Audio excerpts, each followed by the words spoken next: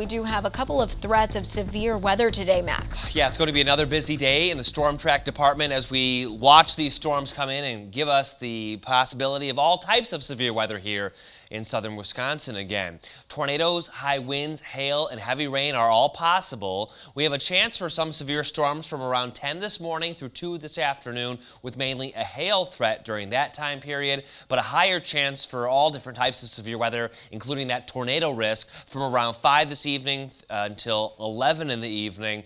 And the highest chance for all these types of severe weather is in the Capital County and areas south towards Janesville, west towards the southwest side of the state. So here's the Appcast. It'd be a good day to have this 27 Storm Track app on your phone to keep you ahead of the storms and get alerts if there's warnings in your location this election day. Sprinkle chances this morning in the 40s, approaching 50 by midday, and that's when we had that first round of showers and storms that could have some hailers embedded in them. Mainly a break for the mid-afternoon, and then later this evening we had that higher severe threat as temps actually rise with that incoming warm front. So here's how it all plays out. Low 40s this morning with a sprinkle chance. By around 10 to noon, you'll see a few storms start to move in. Isolated potential for some of these hailers to be embedded in this as well. We could be talking quarter to golf ball sized hail with that first round.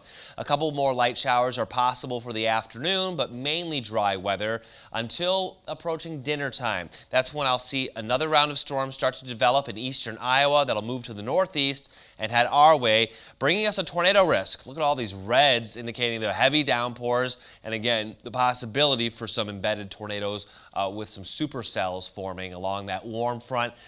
Tomorrow morning, we have a few more showers and storms to go out the door. That's the main cold front. Notice we'll warm to the mid-60s ahead of that warm front, or ahead of that cold front, which will then drop temps through the day as the wind shifts back to the west, back to the upper 40s to low 50s. So temps actually fall through Wednesday, and the winds in general are going to be higher. You can see that with the wind lines there, and will drop below freezing by early Thursday. So another very strong cold front on the way, indicating how strong this storm system is as we go from the mid-60s to the mid-20s. That's a 40-degree temperature drop in about 24 hours.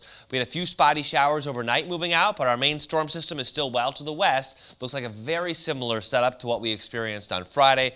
Pretty innocuous right now, but the storms will start to flare up here as we get later this morning.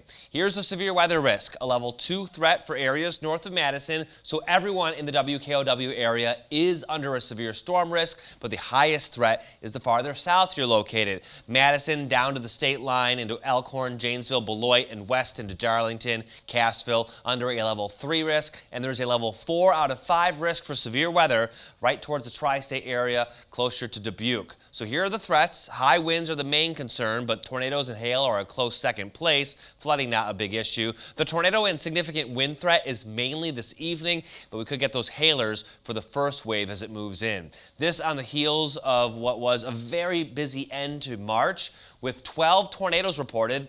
4 of them were EF1 strength, 95 to 100 mile per hour winds. These are the most amount of tornadoes recorded in the month of March for a single storm system on record. Record books go back to 1950s for tornadoes. And look, all of them were in the WKOW area. So a nasty setup on Friday. Let's use that as a precursor of what to expect for today's round, as it does look rather similar.